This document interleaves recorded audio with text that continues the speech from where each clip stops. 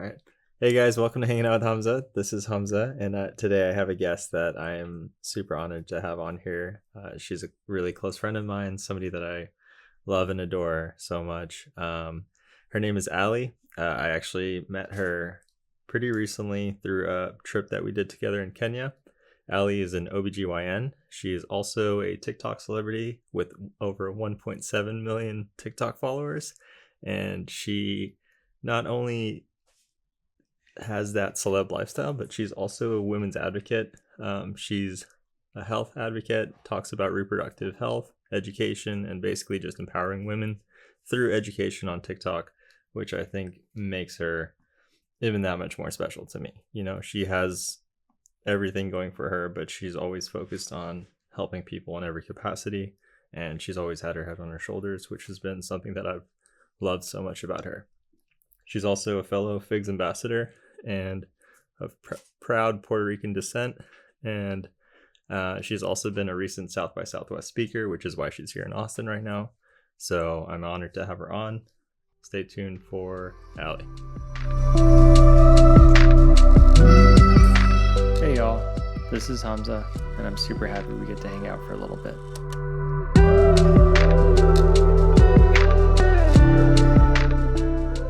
All right, guys, welcome to Hanging Out with Hamza. As you guys have heard, I have an incredible guest on. Her name is Ali, and I gave you guys a little bit of a background about her, but I'll kind of hand it over to her and let her introduce herself for anything I might have missed. Hi, Hamza. I'm super excited to be doing this today.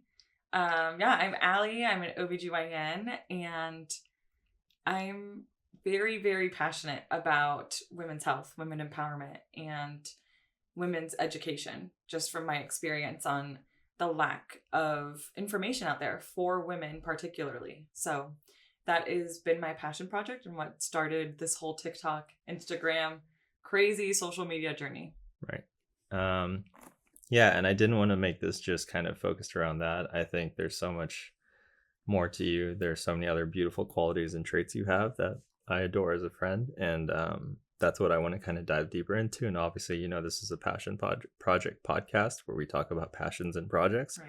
So I do want to talk about, you know, our shared nerdiness over Star Wars, among other things. But I'd also want to kind of address that stuff just so that people who may not already follow you on TikTok may have a chance to now, or even just kind of learn more about you through Instagram and the other mediums that you share a lot of your women's education and all your other kind of content on. So I'll start off with just kind of addressing your social media following and how you kind of got there and just the origin story of that, as you will. So just kind of a brief background. How did you kind of start to get into that field? Was it something you just planned ahead of time, or you just kind of fell into it and then realized what you were kind of bringing to the table at that point?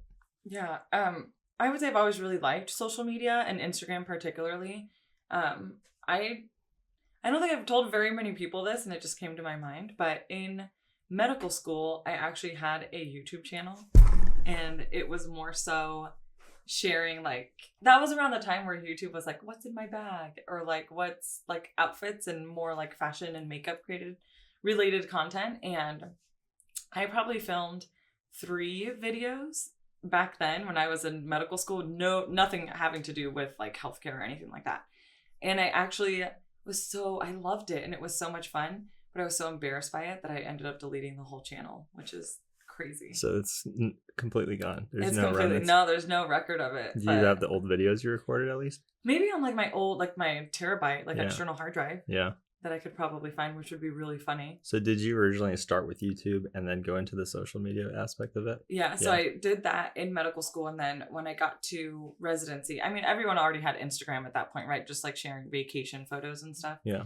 But when I became a resident, and this was back in 2016, where I was seeing my own like private patients and talking to women, that's what spun the idea of like, oh my gosh, I need to share information, because they were asking me what I had considered to be a basic anatomy question or a basic sex question. And so I was like, hey, I can start sharing on Instagram. Yeah. And so I would share just like a picture of me in the hospital or in scrubs, and then I'd be like, hey, let's talk about periods. And I'd give like a little blurb, right? Because there was no video format at that time. So I kind of started there, but it was very sporadic and every now and then. But everyone in my residency program kind of was like, oh, she's trying to be an influencer, like she's trying to, Yeah. But I was just like, no, I just want to get the information out there. And so I continued to do that throughout residency, where I would merge like healthcare, women's information, but then also with fashion and makeup. Yeah.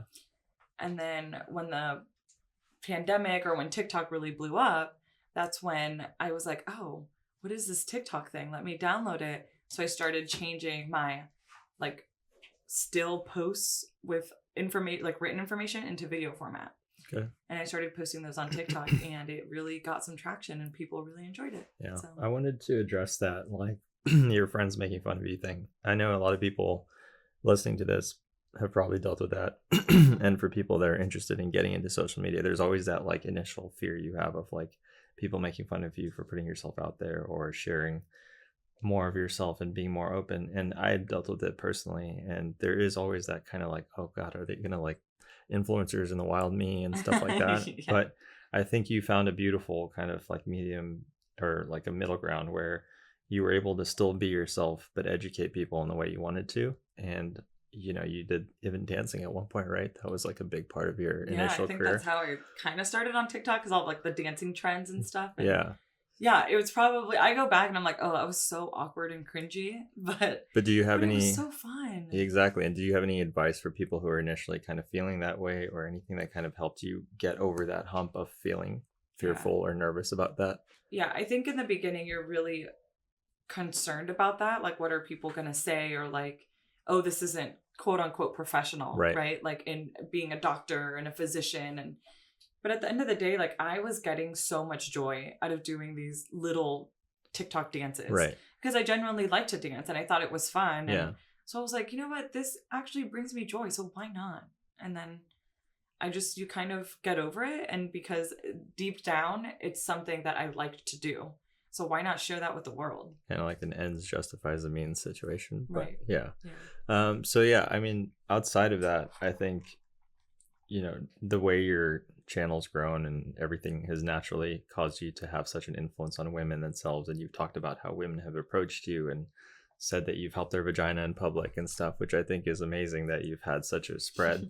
But have you had any kind of like negative drawbacks to it, or anything that you kind of feel like people should be aware of if they ever do get to that level? Just kind of like a heads up or a warning for them, just how to keep their head on their shoulders and kind of maintain a more focused drive on it, because I'm sure it can get overwhelming with everything that happens with that. Yeah, absolutely. I think regardless of what you're doing on social media, when you put your life out there, or parts of your life, right? Because it's not my entire life, right? But you're always going to have someone give you a negative comment. You're always going to have a hater, because there's always people out there that are going to want to see you fail. And that's never going to change. Now, luckily, I am surrounded by a really strong support system and people that encourage me. But my biggest piece of advice, and I mean, I like to think I'm very independent and I do have a good head on my shoulders. Like I was very confident in all of that. But try, if you're going to start posting content, engage with the post for a little bit and let it go.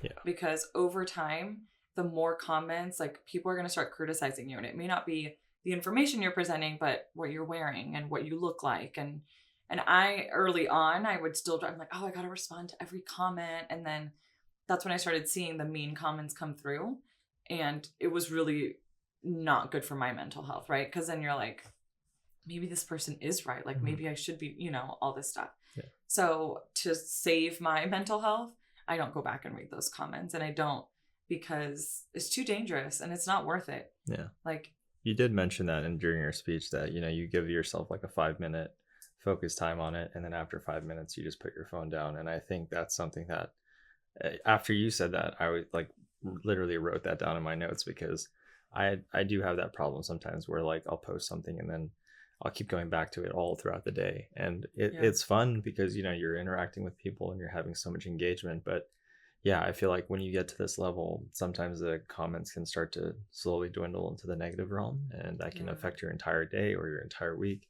And so, yeah, you really do have to like compartmentalize or kind of put a real focus on, what the purpose was of that post and then move on to the next thing and not like kind of live in that moment. Exactly. Yeah, because not everyone, like I said, is going to like what you're saying or going to Yeah. like or agree with what you're doing.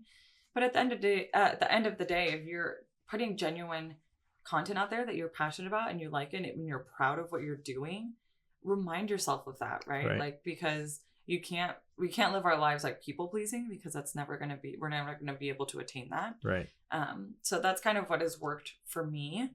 And what I tell a bunch of people, especially if you're starting out, just a good thing to kind of keep in mind. Yeah, that's Yeah. awesome.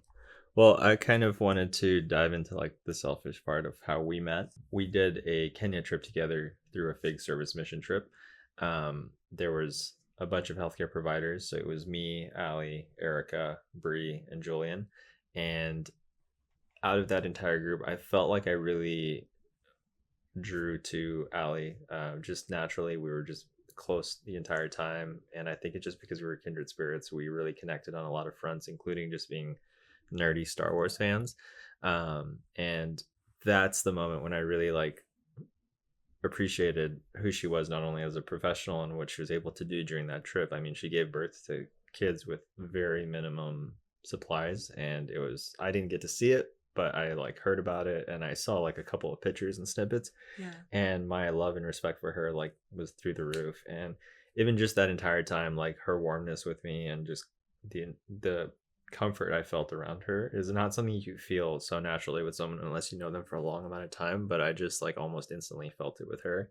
And even after that trip, we've been in touch. It wasn't one of those things where we were close during the trip and then after we just barely kept in touch. No, she like sends me random animal killing memes because we have this weird obsession with nature is metal. Yes, We the also best Instagram page out there. It's yeah, so good. she talks shit to me every day about Every single day. you know my random things that I like that she doesn't. And yeah, she's like a sister to me now, and that's basically our background of how we grew close together.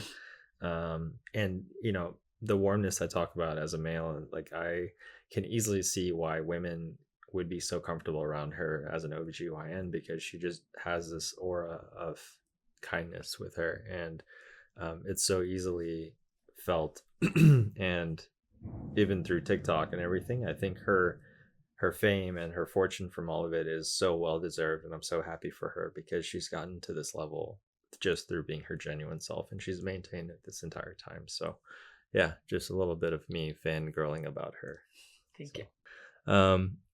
So I wanted to kind of go on into your nerdy part, obviously. So we both share the Star Wars thing together. Yes. The best movies ever. I just want to talk about, you know, on TikTok, you also do this. You talk about, you know, the video games you're playing when you're unwinding and just all the other stuff that you're really into outside of medicine. Do you want to kind of talk about that and how that helps you through your career and how that's kind of carried your, because I know it's a stressful profession. So how does that help you get through your career and how have you kind of focused on it? Yeah, I think, again, because I started this social media thing on the basis or my niche is women's health and more of an extension of what I already do day to day, because I am practicing full time. A lot of the times it can lead to burnout faster because doing this whole social media thing, it truly is like a second job because it takes a lot of time. I film, I edit, you know, I have multiple platforms that I'm sharing on. So I am very passionate about the things that do make me happy. And again, I always think about, I'm like, with social media, I don't ever want it to feel like a job, right? Like I always want it to feel fun and, you know, like an outlet. So along with that, it's not all women's health information. That's when I kind of trickle down into my passions where I'll share like, hey, I'm playing Dreamlight Valley on my Switch and I love it. And I can sit here for hours and I'm like, it's just so much fun and so relaxing to kind of unplug and use that like creative, but also mindless. Like you're just having so much fun building your little island and your character's super cute. And I really like stuff like that. So I'm able to kind of still post on social media, but also remind people like, hey, we all have different hobbies and interests, and that's beautiful. And I love being able to share that with people. So, yeah. I think it also just humanizes you too, because I think people just assume that doctors are just these like strict 9 to 5 and then go home and like eat, sleep, and whatever. And it really humanizes you as a person. And it's nice to see that part of you. And I love that part of you because like you impress me with your amount of knowledge of not only Star Wars but all other things like video games and everything. So it's been fun. I also wore the shirt for you because of The Last of Us and Zombie. Your zombie apocalypse shirt. Yeah, I love it. Yeah. So yeah, I mean, what's the I guess what got you into video games and everything when you initially started getting into it? Was it around the time you were getting to med school, or have you always kind of been a video game person? Yeah, I think, well, growing up, we were a big Nintendo family. Did you start off with Super Nintendo, then N64? Yeah, it was the original, like is it the Super Nintendo? The gray one where you like lift and you have to blow on the games to like get them to work. Yeah. Like growing up with my sisters, we would play that, like the Ninja Turtles game on that is so much fun. Yeah. We grew up playing that. And then like the Mario where you go through all the little lands, and then the Yoshi games. Then we got the N64 and did we were huge Mario Party. We still are a Mario Party family. Mario Party's great. It's so much fun. And then from there we got the GameCube, Luigi's Mansion. Have you played Luigi's Mansion? So good. I haven't played the new one, but the old one. You haven't played the Switch one? No, I heard it's amazing though. Oh, Hamza. Yeah, I please, need to get it. Please play it. Yeah. Because the first one's really good. That was on the N6 or the GameCube. Is it a remake or is it the continuation? No, it's it's a whole new story. Okay. Same premise of He's still got his thing and everything. Yes, yeah. and you have to find Mario and the princess and all that stuff. But I don't know if you played Luigi's Mansion 2. Not that great. good. No, yeah, I played the first one, not the second one. But the third one, you have to get it. Okay, it's really good. It. So that one's really good. I'm replaying Breath of the Wild right now because I just can't. That's the Link. Yeah, you haven't played that yet. I can't believe you haven't. Wait, what is this? Zelda Breath of the Wild. I never got into Zelda. But neither did I. But I think that's probably one of the best games on the Switch, just because it's open world and it the physics and dynamics of that game is incredible. You'll love it. Yeah. Just give it a try. And I will. And I know the thing is once you get started with video games, you just can't, the Harry Potter one now. I'm very sad that I can't play that here on vacation. Yeah. I was just, because it hasn't come out on Switch yet. Know. But I even told Corey that my husband who's here, I was just I'm going to miss not being able to play what is it called? Pottermore? I don't even remember the name of the game. Pottermore? Or Hogwarts Legacy? Hogwarts Legacy, yeah, thank you. Pottermore is the website. You're right. Okay.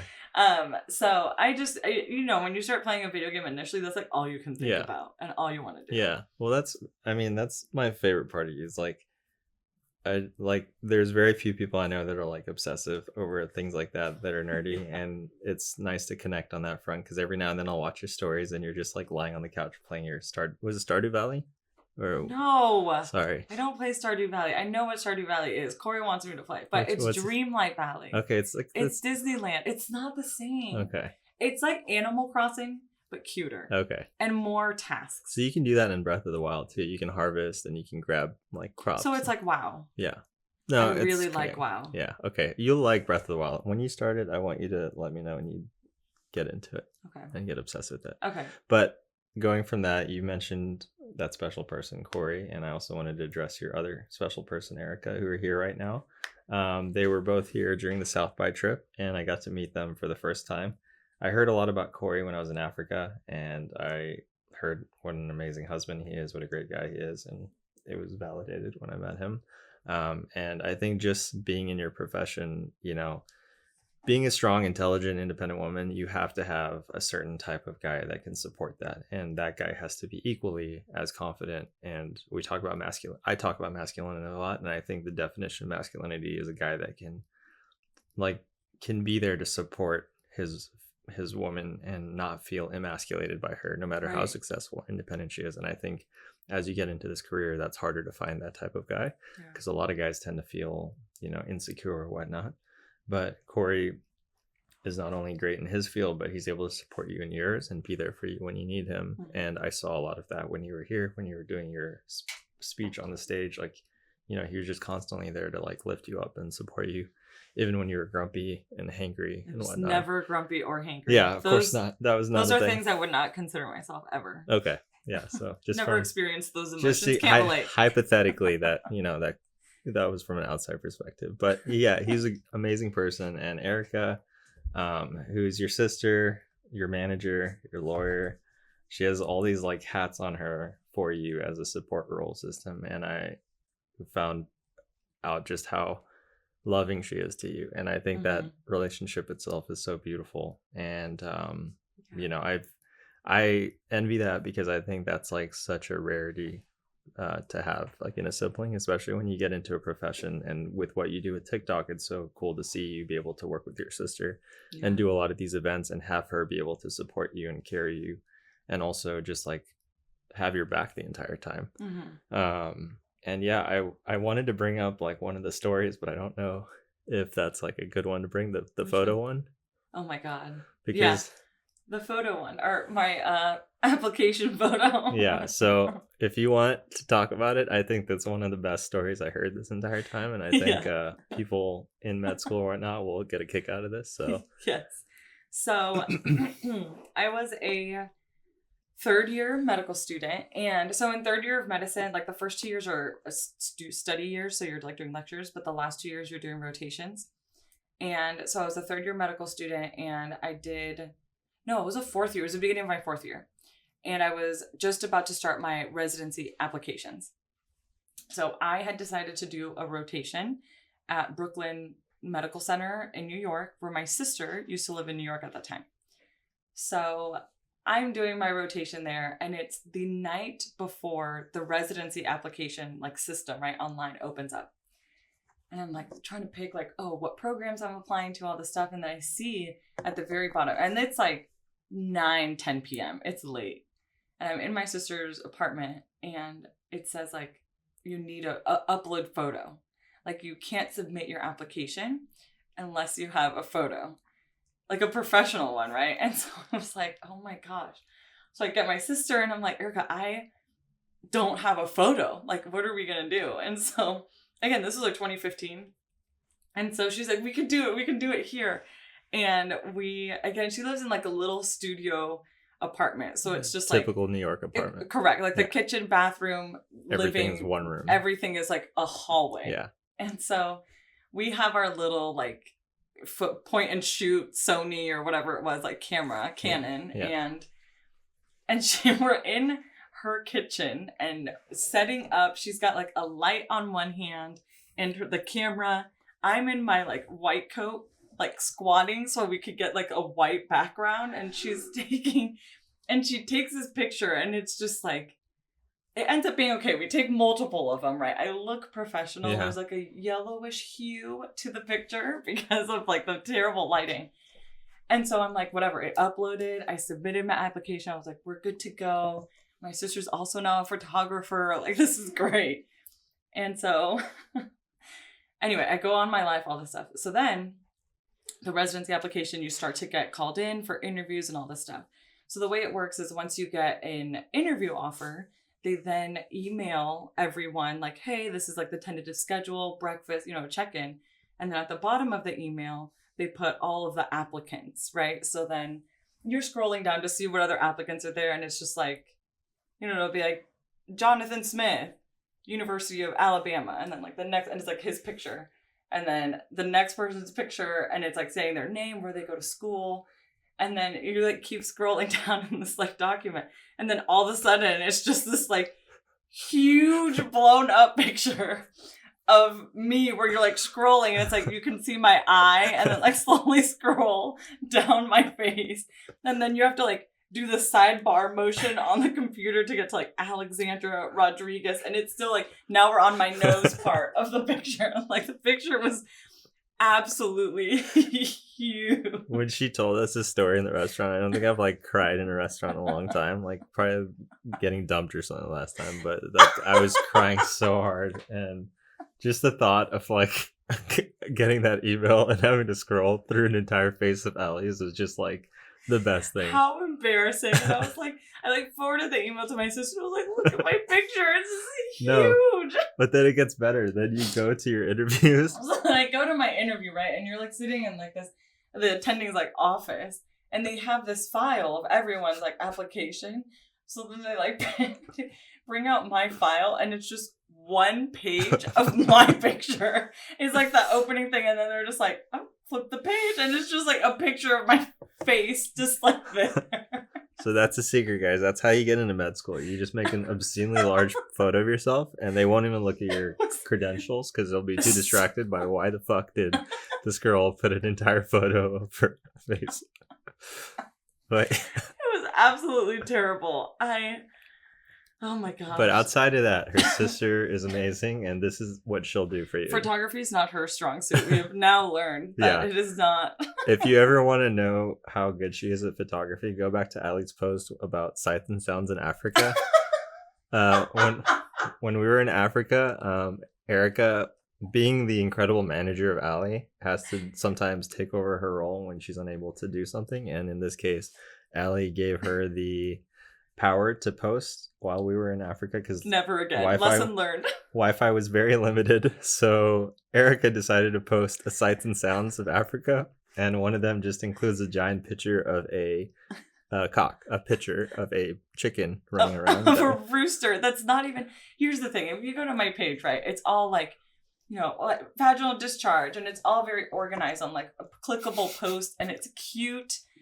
And then all of a sudden, like I think in Kenya, we woke up, we were like at breakfast. Yeah. And someone, I don't know who it was, someone's like, hey, did your account get hacked? Yeah.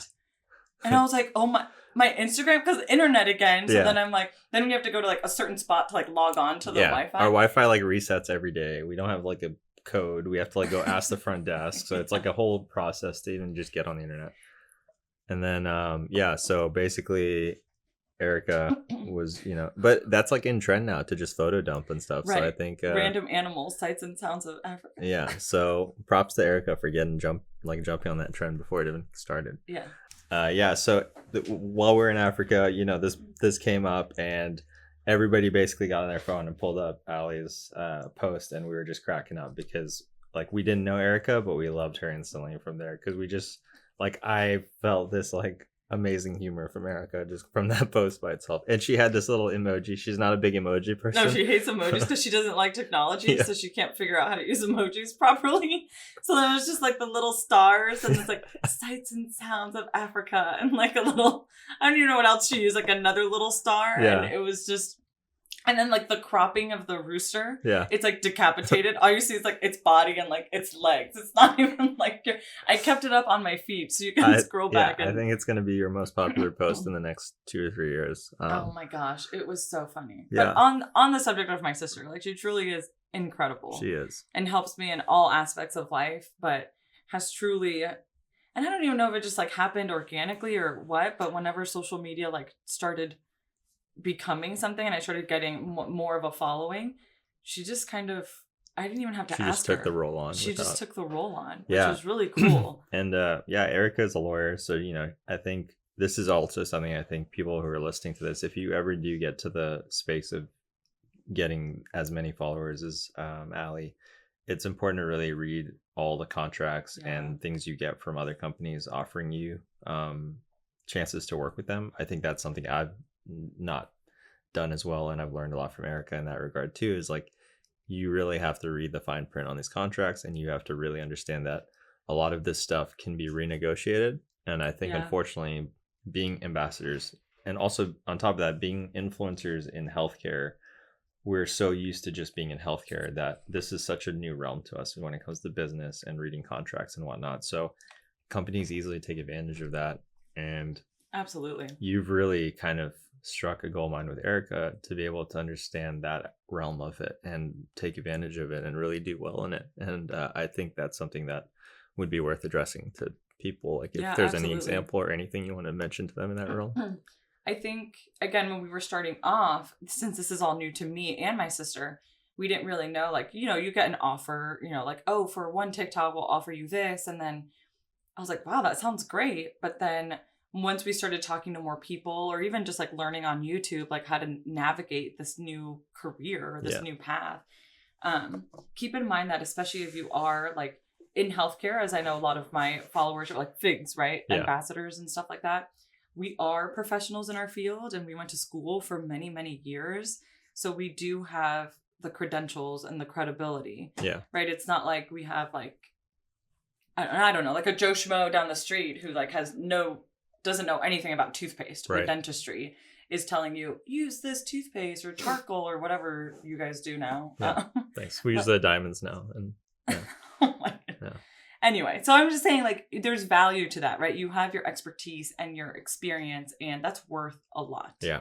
So always, which is uncomfortable, right? Because I think in healthcare, you're taught to kind of keep that down, right? Like, you don't want to like Yeah. oversell yourself, or you're like, oh, you don't want to be looked at as like the gunner or the overachiever. So Right. you kind of suppress all of that, and you try not to be this like prideful person, or because then those people get kind of bullied for doing that. Yeah. So it's And I like think a balance. also, like, a lot of us are non-confrontational or people pleasers. So, like, you know, sometimes I'll get a contract from someone and they'll offer something, and then I'll look at it and I'm like, oh, this is too long, or this is not enough money, like, for the time that they're asking for. And I'm just like, okay, I'm not going to do this. But like, what I didn't realize, which what Erica taught me, is like, you can ask them for more money, or you can ask them for like less time, or like you can change those terms around, and you don't Yeah. realize your value because you just think that this is like fine print and it's written in cement and you're never going to be able to change it. But Right. like, a lot of the times they have, like she said, a lot of money like in the reserve. They're just giving you the least amount because they're like, There's always room in the budget. yeah, that's what I learned. And There's I wrote always that in my room in the notes. budget. Yeah. So keep Yeah. that in mind, guys. If you're ever in that kind of situation, don't be afraid to renegotiate or talk about that stuff. And, you know, if you renegotiate and they turn you down, like, it's no different than if you would have turned them down originally. So you have nothing Right. to lose, right? Exactly. Yeah. Shoot your shot. Yeah. Like Michael Jordan. Yeah. Good. That's good You reference. never miss a shot you don't take. What is that? Yeah. You killed. Yeah. Nailed You it. miss 100% of the shots you don't take. You miss every shot you don't take. Yeah. Yes. Okay. There we go. Good job. Exactly. She knows sports, guys. She's a big sports fan. No, What- I do like sport. You don't. You're I not know a you sports do. person. You know more sports than me. Absolutely. Like, what's your favorite team? For basketball? Yeah. The Phoenix Suns. Okay. And Or Arizona for Okay. college ball. Gotcha. Yeah. And how'd you get into sports? Is it because of Corey, or you always been into sports too? No, like family. Okay. Corey. Sorry, I didn't mean to. I'm just kidding. Corey is really into sports too. I would say our dad had such a huge role in a lot of things, as far as like our love for Star Wars Yeah. stems from my dad. Right. Because my mom is not, I'm not even sure my mom has seen Star Wars. Like, Yeah. maybe. It's unfortunate. But it is unfortunate. Yeah. But I remember as like really, really little, when we first watched Star Wars, I remember my dad like sitting us down and being like, this will change your life. Yeah. And it was just like, that's so true. Yeah. And then same with like sports. My dad was always a huge sports fan, and not just basketball, with kind of everything. Yeah. So I think we just kind of got that passion from him. Yeah. Yeah. I love that. I feel like you break so many like stereotypes and whatnot, and like, it's cool because you would meet you and you'd never assume that you're like into all these different things, which is my favorite part of you. But on the subject of Star Wars now, let's dive further into Let's it. do it. Favorite, if you had to pick one, I know it's a hard question. What would you say your favorite Star Wars movie is, and why? And least favorite and why? Oh, that one's easier. I can Least pick, yeah. favorite is going to be episode, 8 of the new ones. Right. Those don't even exist. They can just fuck off. Yeah. Okay. I mean, I Okay. I have issues because Corey feels the same way, as far as like, those are garbage, like burn them. But you know what I mean? Like, I feel bad saying that because I'm like, but it's still Star Wars. Yeah. Like, it's, but it definitely is Yeah. episode 8. That is garbage. Yeah. No, I think the reason I don't like them is like they try to continue the Skywalker legacy when they should have just stopped it. Like, it's a whole galaxy. Like, Right. you have so many amazing storylines and so many different ways you could have gone, but they just went back to like the linear Star Wars story, Yeah. and they didn't even maintain like any kind of like path. Like, they just The thing is, there's unfinished stories there. yeah, They presented stuff where you're like, that could be cool. Right, And and then they don't, and they like built the up little stuff. Jedis. Yeah. And then my problem is, whenever Leia, like, they blow up the ship, and then she's like floating in space, and she's Superman's in. Yeah. Dumb. What? Super dumb. It's And- like, did we know she could do that? Like, and they so use strong. the Force for like every excuse, which is fine. I love the Force. You use the No, Force, but they abused it. yeah, they totally. It was like the mulligan they used for everything. It and I was, think yeah. that was- So that's definitely my least favorite. I would say my favorite is either A New Hope and probably Empire Strikes Back. okay, Empire is mine. So Yeah, I would say A New Hope. Here's because Corey and I recently started rewatching all of them, Right. and I hope we continue to do this like just every year. like a tradition. A New Hope is a little rough because Luke is so dumb. Yeah. And like when you watch it, you're like, he's so childish. Yeah. And like so like, oh, Uncle Owen, I don't want to go. Yeah. Like, I don't know. It was just like, it felt a little whiny. Yeah. But that's part of his like character development. Yeah, and I think too. he was also the first. He hadn't fully developed his character. Like they weren't even sure if they're going to make additional ones, right? So right. But I think Empire Strikes Back is a good one. I mean, the original 3. And then of the newer ones, Right. Rogue One is by far. Yeah, Rogue One is so good. So Did you see good. Andor? Yes. I know you didn't like the first 3, right? You said it was boring? No, Or- you said it was boring. I did and say. you offended me. Somebody said it was boring, and I then stuck to that thing. But after the 3rd episode, it gets really good. Oh my god. I thought Andor was the best show of Yeah, 2022. it was. And it was the same director of Rogue One, which is why I think Yeah. it was amazing. And they used the same set people from Chernobyl. Yeah. Which you really like. I love Chernobyl, yes. Which Chernobyl is so boring. So, yeah, it's just too many big words for Ali. But, no, I really liked Chernobyl, but you're right. The last episode with like the lawyer. yeah.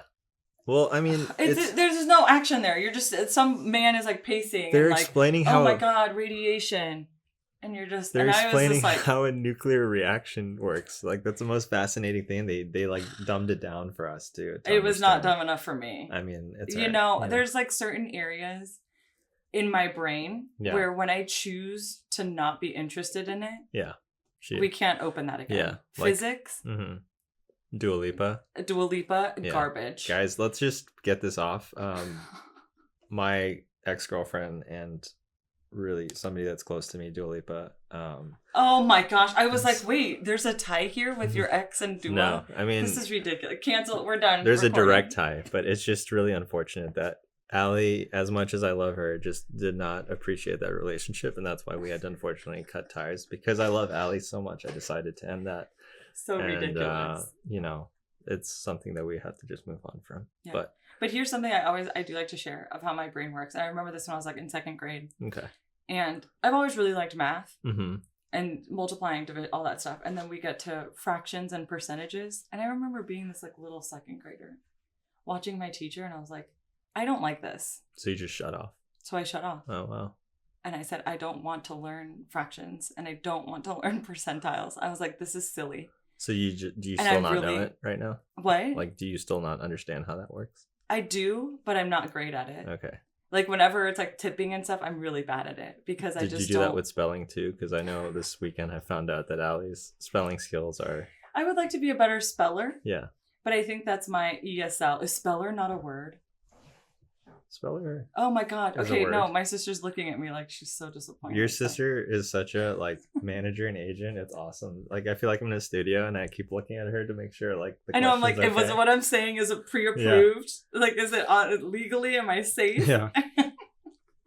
I'm like No. gonna get a letter from her lawyer, literally her lawyer, her sister soon. So No, but I think like it's really funny because now I'm really bad at like even like measuring cups. Like I really like to cook, yeah. but if I need to like cut something, I'm like, oh my god, Corey, what's half of 1/4? Have you heard about the palm trick? How like your palm represents like a cup or like a spoon? I don't right, believe Zay? this. Yeah. I don't believe this. All right, I'll stop that. Also, it gets messy. Yeah. Well, So just for future reference, if you ever no, need. that's a bad advice. Um, Unless it's the end of the world and I can't find a measuring cup, we're gonna have to go off Yeah. of. Okay, going off that, what's your Last of Us input so far? You I haven't love played it. the video game, so that's unfortunate. No, but we don't have a PS5, Okay, which I think we need to buy yeah. because I really just want to play that game. You can literally just make one TikTok and you can buy a PS5 off that money. So, check. Probably. Yeah. So I need to. I think the show was fascinating. The pilot episode. Yeah. My favorite pilot that I've seen up till And this point. Just so everybody knows, you have a crush on Pedro Pascal. Pedro. Who else? The Andor guy. Oh, Diego Luna. And I love and Oscar Isaac. so she has a type, big three. obviously. Brown men with gray hair, right? Is that a thing? Yes, Yeah. older. Okay. Corey's right outside of that, but he's, yeah, Corey's just. he's nailed it regardless. So He's congrats, a Corey. man. That's what they share in common. Have you got some grays yet, Corey? Almost? Yeah. Yeah. No, so he's almost there. But just on your beard, not on your head. Just needs a tan. At least Just needs to tan, yeah. Corey, you just know if she's ever next to an old brown guy with gray hair, you just have to like keep a close eye on her. But yeah, I'm gonna go into like in terms of your social media again. I don't want to keep going back to this, but I am curious, like, you know, with TikTok being kind of on the unstable front right now with everything going on with lawmakers. government. You did kind of address with me earlier how you're kind of having a backup plan with this, but do you want to kind of go into further detail, like what your plans are for the next 4 to 5 years? Do you have kind of a timeline of how you want to carry this platform that you have? Yeah. I don't know that I have a set timeline. I know I meet with Erica, with my sister, about, like, we meet pretty regularly. Yearly, we do like a yearly recap, and then maybe like quarterly, just to see what, if I want to expand into other things, like whether it's like, doing this on YouTube, or starting a podcast, or like starting a newsletter or something like that. Like, we always meet with like, what do we want to do next? Like a vision board kind of? Yeah. Like a vision board. So we recently, especially because of this whole TikTok, I would say recently, but within the year, realized the importance of having a backup plan, because if TikTok, Instagram, YouTube, any of these things decide to shut down, I don't own my stuff that's on there, right? It belongs to Instagram or TikTok. So I have my website, and I encourage anyone who, again, is wanting to make a career out of this or having it as like a side hustle, have an email list. Make your own website. And I think a lot of people think, well, blogs are outdated, no one's going to turn to them. But the positive thing of having your own website and blog is that you own that. That's your creation. You get to decide what you put on it, what you can take off, all that stuff. Mm-hmm. So by having a email list, and you get emails and people that sign up, then you have a market of people that if TikTok were to close, you could still send them content. Mm-hmm. You could still post videos on there and have that grow and grow and grow, because that's your little group, your like little group of people that are involved in you.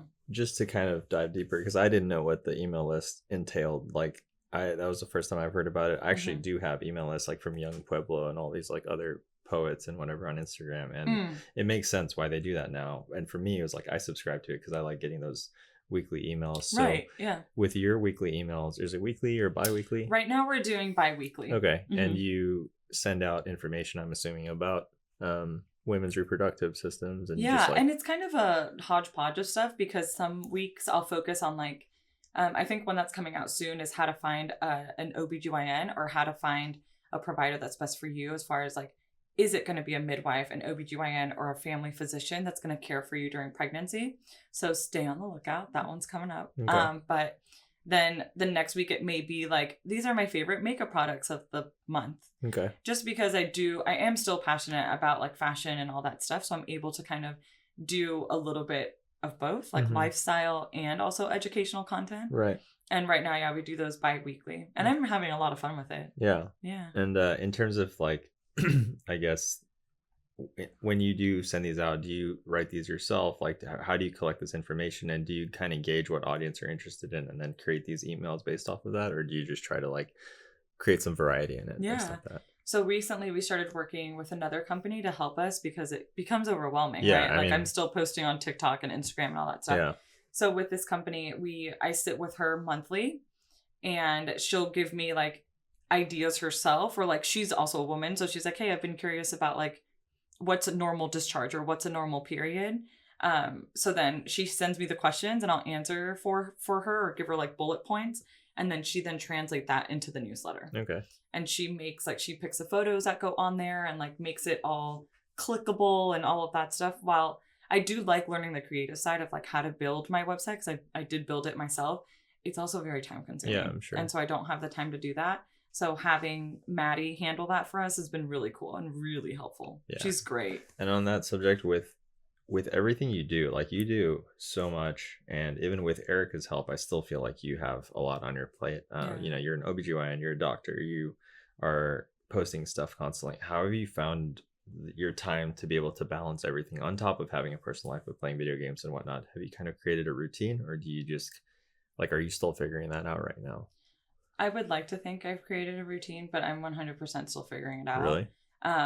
And I have really good weeks and I have really bad weeks, and it all really depends on like what my personal, like my call schedule is. Yeah. Because that reflects a lot of it. Yeah. But being an OBGYN, it's so unpredictable. Yeah. Right? I mean, sometimes I talk to you and you're working through the weekend, or sometimes you're off for a while. So it's not a consistent schedule like a dentist, like we're working Monday through Friday. Yeah. So, yeah. And I think that's really hard, because as humans, we do best with routines. Right.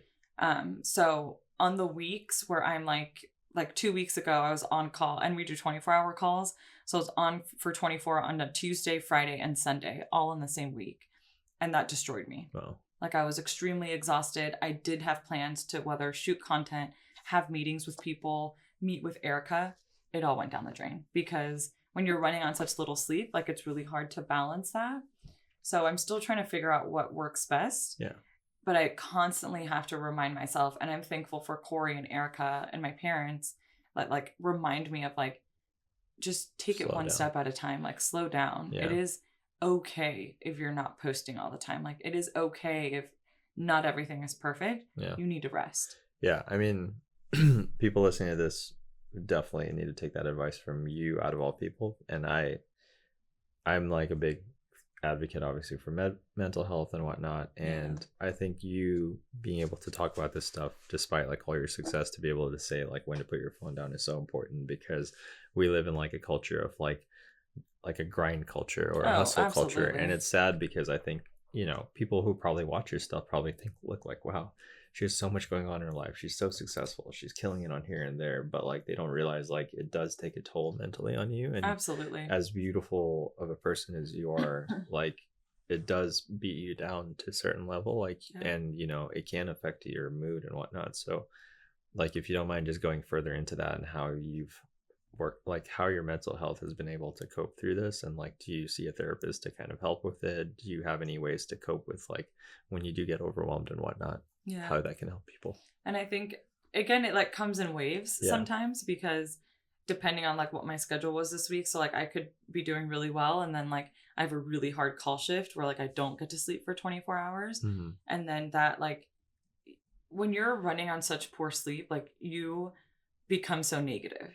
And I think like Corey can really vouch for this, because like I'll come back from working a 24-hour shift, and I like will sometimes just start crying, or like will be so feeling so miserable inside. I go to bed, I wake up in like 4 hours, and I'm the most negative person. Like, the world is falling apart, right? Like, in my mind. Yeah. And I just like get to this really dark place, and he's just like, this isn't who you are. Yeah. Like, this is just your lack of sleep. Like, you need to just rest. Because then I want to wake up and do things, because then I wake up and I don't do things. Now I'm lazy.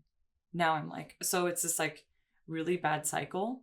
So it's having a really strong support system that like continuously reminds you, and being able to like have people around me that I can call and be like, hey, I'm not doing well. Like, that has been really helpful for me. That's been like the biggest thing. And I think you've put that in your story sometimes. You'll just say like, I've been out of it for the last day and a half or whatever. And I think that's awesome that you're able to also say that, because not a lot of people share that part of themselves. And sometimes they'll go radio silent, but they won't explain why or whatnot, and people will just assume, oh, they're doing other stuff or they're busy, whatever. But you actually normalize that too, which and I like to, because at the end of the day, like, I am human, and like I never want people to feel that like I'm living this like incredible perfect life. Like, that's just the opposite. Right. I'm saying this comes in waves, like every other week, right? Like every 5 days is something that like it's really a struggle. So don't feel like you need to have it all together. And the reason I share it is because it is normal, and I want people to like, we can normalize these conversations, because you don't have to be a doctor or have this life to feel this way. Yeah. Anyone can get it in any profession, right? Burnout is real across the board. Right. So yeah. And then in terms of like just being an OBGYN, do you feel like it's ever interfered with your, like, because we work in healthcare and the HIPAA and everything that goes on? I know you did address this when we were watching you at the South by event, but I do want you to dive deeper into this for people who weren't able to attend that. How have you been able to manage privacy, and how do you approach that? Because I think a lot of people, unfortunately, in healthcare haven't followed that rule, or have been, you know, in a lot of heat for it. And so for anybody that's listening that wants to get into that, do you have any kind of like set rules that you have or focus on to avoid anything like that happening to you? Because I'm sure even at this level, it's always a risk anytime you share something. Right, exactly. And I think like first and foremost, like, you cannot share any sort of patient information. Right. And this is a standard. Right. No matter who you are, like pharmacists, dentists, doctors, like HIPAA is HIPAA, and no matter how famous you are. Right, exactly. The other thing is like, I know other content creators will film like in the hospitals, or like do like a dance trend in And I tend to not do that. Like I have filmed from my call room. Yeah. Because we do have sleep rooms. Right. And it's not like when I'm on call that like every single minute, certainly there are shifts where I'm busy all the time. But if I have like downtime, like I have filmed that. I'm going to start not doing that. But I think just that is going to look different for everyone. Right. But for me in particular, like I don't think in order for me to get the information out there, I don't need to share that patient encounter, right? Like I can turn it in a way of like presenting the information without including someone else. Right. Again, like even if it is like a patient story, it's always really important. And if you do want to share the story, change it. Right. Like change either like the time frame that it happened, the age of the patient, like the whole situation, like it needs to be different and changed. Excuse me. And I think you can still get that information out there without having to include someone in it. Have you ever had a situation where a patient said like, hey, I think that was me you're talking about, or never been like that? No. But I think I've always been very careful to like not do that Not or not be, like, like, I directly- guess like, right. Like Yeah. I guess de-identify or like not Yeah. share that. So I've never encountered that. Yeah. Yeah. Okay. That's good advice. And Yeah. then have you ever had on that subject patients say like, hey, I came to you because I saw you on TikTok, or even just mention later on that they like saw you after seeing Yeah. you on TikTok? Yeah. And I think I have a lot of the patients that I do see Yeah. are because of TikTok. Oh, wow. Like I never share my employer and I never share like the office or the hospital or anything like that. But again, that's like public information. Right. Like if you Google me, you're going to see Exactly. where I work. It's probably Like, gonna be the that's first thing. thing that comes up too when you Google you, right? It's Yeah. not like your LinkedIn or something will come up. So Yeah, exactly. So I do get a lot of patients from TikTok. yeah. Or sometimes like if I deliver like my partner's patients or something like that, they're always like, can you take your mask off? And I'm like, why? And then like I'll kind of like do, take and they're like, oh my God, are you Dr. Allie? And Yeah. I'm like, oh yeah, that's me. That's and they're awesome. like, oh my God, I follow you. So at first it was very awkward for me because I didn't really know how to act. But now I'm very proud of what I Yeah, do. I feel like it kind of started as like I was a little embarrassed by it, but now I'm like, Yeah, I've No, seen you in this is- public with your fans, and you're really it good feels at. weird. It's not fans or I mean, people. your viewers, your whatever. I mean, I'm a fan, and you're great at interacting with them, and I think you're very open and respectful too. And you've never, I don't know, you just don't have any kind of like airs or anything about it, which is great. But yeah, I think since you're an OBGYN and I'm a male, I've figured I'd ask, like, is there anything, I guess, on the forefront right now in your field that you're really passionate about, or something you really want to kind of speak more on while you're on this podcast, or anything that you've been noticing is on trend? Like a topic or Yeah, like anything that in research, because we talked about that Malarian thing yesterday, Mhm. which I thought was amazing. Like I Mhm. never knew about that. Is there anything else that you think is really interesting right now that you're looking into? Yeah, I think like subjects that people aren't like normally talking about. Like we went to like one of the menopause talks yesterday. Like I think that's really important because even as like me, who's 34, right? Like menopause, hopefully, like my mom went through it in her 50s or like early 50s. Like you Yeah. usually follow like what your parents and grandparents went through. But it's still like to be able to educate even at a young age, like this is what's coming and this is what we can do to prevent XYZ symptom. Yeah. That's really important. I want to be better on sharing more of like egg freezing or like fertility type stuff, because we do know that in the day and age that we live now, women are waiting later in life Mm-hmm. to have children. Yeah. Especially women like in professional careers. Like they want to finish their career first, or their Right. education, I should say, Right. before starting to have a family. So I've shared a couple posts on that, but I think kind of getting more accessible information out there is important. Yeah. But also one of the things I want to focus on this year is more Spanish content, because I'm Puerto Rican and Spanish was my first language. And obviously growing up in a Latin American household, the whole subject of women's health is like stigma. Yeah. And it's like very taboo. It's very much like, oh, we're going to talk about it, but like, let's close the door. Let's like whisper about it. Like Yeah. you don't want to openly talk about periods or make a man uncomfortable when you're talking about it. Yeah. So I haven't seen very many like Latina OBGYNs sharing about that in Spanish. Yeah. I think that's awesome. And even as a guy, I think it's been cool since knowing you. I've learned so much about, pregnancy and even the things she talked about yesterday about estrogen and how like alcohol affects it and everything, I think that was like amazing. So yeah, if you ever are open to also sharing it for men to educate them on that, because I think Yeah. there's a lot of stuff we don't know. Yeah. And people assume like, oh, like this is just geared for women, but it is interesting to know, especially if you're a guy dating someone or married to someone. It's good I to mean, you all know someone, right? Like you have a mom, a sister, exactly. a cousin, a friend, a girlfriend. Like I do get some of my video ideas from Corey. Like he'll just be like, hey, I think it'd be cool if you like talk about this, or like maybe like film it in this trend way and like all this stuff. And so I think like men can also benefit from the info. Corey and I are probably the same. Like I honestly didn't know what menopause was for a long time, and it's like I was almost scared to even ask, because like you just like feel like it's not your realm, it's not your place to ask. And I like that you like remove that fear and you educate us no matter who you are. And even being in that talk yesterday, it was weird because there were not a lot of other men, and the men that were there were usually with somebody else. So like just to be able to open that audience up to men to also normalize being able to teach them, and and how to be supportive, or like what they can do to like especially if you women. have daughters, to be able to like understand your daughters and make them feel comfortable with talking about their periods and stuff like that, which is great. So you're doing awesome stuff with that, and thanks for teaching me about the vagina and whatnot. You're so welcome. It's such a fascinating. It is. But I guess going off that, did you have any questions or concerns for me, since this is a dual podcast? Any curiosities on your end about you? Yeah, or you can talk shit if you want, but I'll just cut it out later. No, I really appreciate our friendship, and I think like when we first met, like through Figs, which I'm really thankful for, like you always say, we really just gravitated towards each other. And I think it was like, mainly rooted on like our passions and like nerdiness, and we were able to connect on that. But I think generally you have such a good heart and such a heart for people. Thank you. And like I am so proud of you for doing this and doing this like passion project with your podcast. And I'm gonna continue to encourage you to post on TikTok, and like you're so passionate about like pop culture. And I love following your stories, because when you do like your music, like your tune, what do you call it? Top Tunes Day. Yeah, that like it's just fun to see how much information you know about like artists. Yeah, and, it's like... really sad. I have no other information.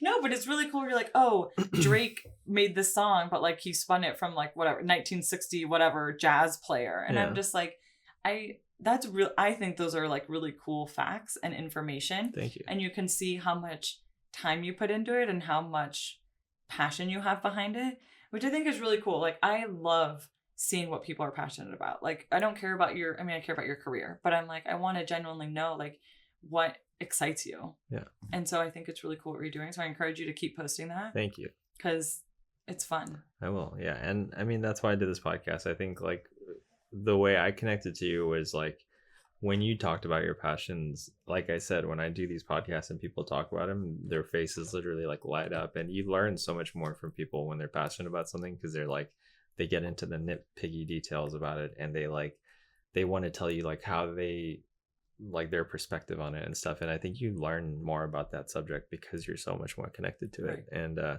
that's why I even love your TikToks, because when you do talk about it, you can actually see your passion in it, and like you can see that you love talking about it. It's not like you're just getting in front of the camera. You're like, okay, today I just got to talk about this subject and get it over with. And I think that's what separates you from 90% of the other healthcare TikTok people. I'm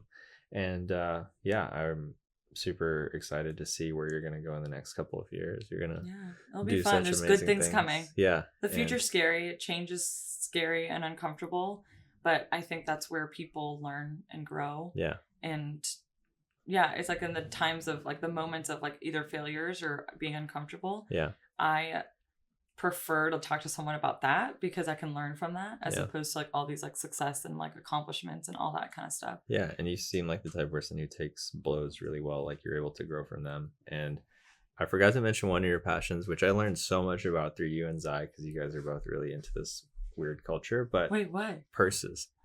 Oh my god. You guys are so into purses. I love a good purse. I think the listeners need to at least understand a little insight about this, because this is such a fascinating culture. It's like sneaker culture, but to another degree, and usually geared towards women. But yeah.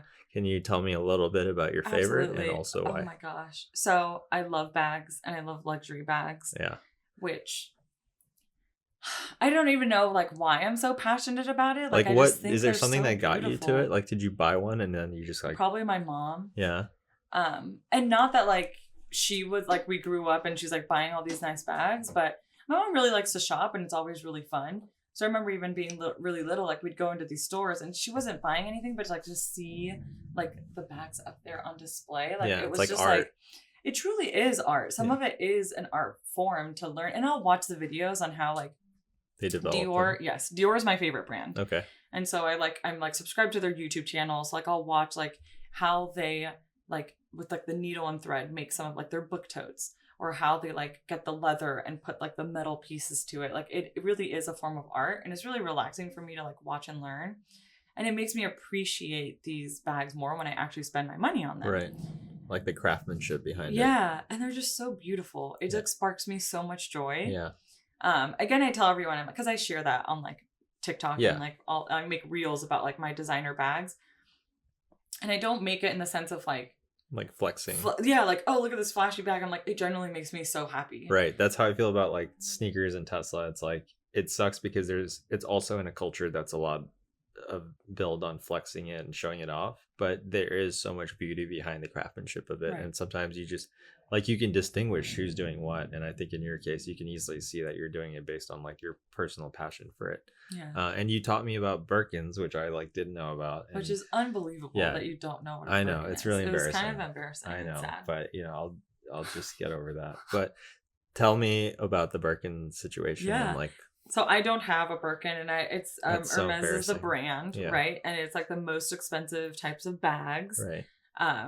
We're talking like in the resale market, it's like $30,000. Okay. So not something that I'm like going towards or ever like that's I can look at that number and be like, this is an absurd amount of number. Yeah. Like or a certain amount of money to spend on one thing. Right.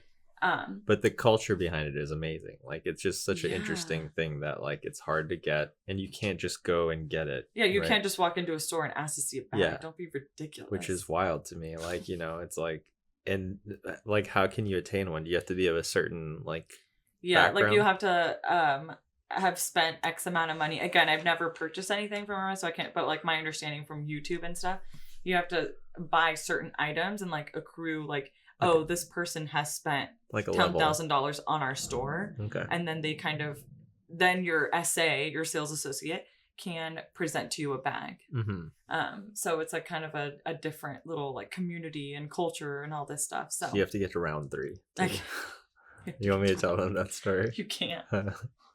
Wait, you tell them because I don't want to ruin it. I don't even remember. Oh, we were at the airport in Yeah. the baggage claim, Yeah. and we ran into these people. Corey's wearing a State 48 This shirt. is an example, guys, of how non-business oriented our heads are, and Allie will display that. So Corey was wearing a State 48 shirt, which is a really popular brand in Arizona. And so some guy at like the baggage claim was just like, "Oh, are you from Arizona?" And then we were all ended up being on the same flight because we're all waiting at the same baggage claim. Right. Anyway. And so, he's like, "Oh, are you here for South by?" And he's talking to Corey. And the guy was like, "Yeah, no, we're going to be a speaker and like presenting our like company or whatever."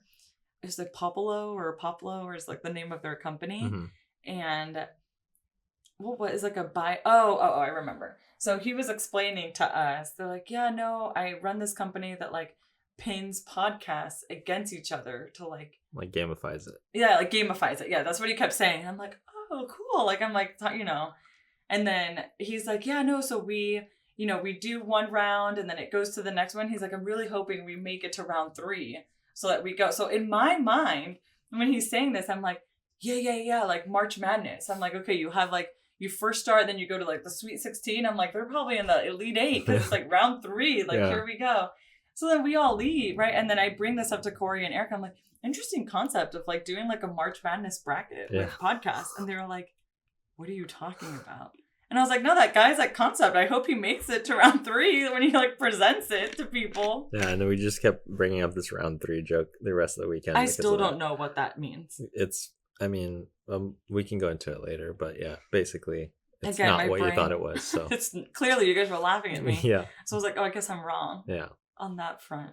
Well, on that subject, I think we're pretty much good to go. I think, I'd love to have you on again later on, once you have your own cable network television Oh show. my gosh, please. Well, we're reaching the end of the podcast now, but before I go, I wanted to obviously say thank you for coming on. It's been such an honor having you, and I'm so glad you had the time to do this for me. It means a lot, and I love you. And for everyone listening, if you guys want to reach out to Allie,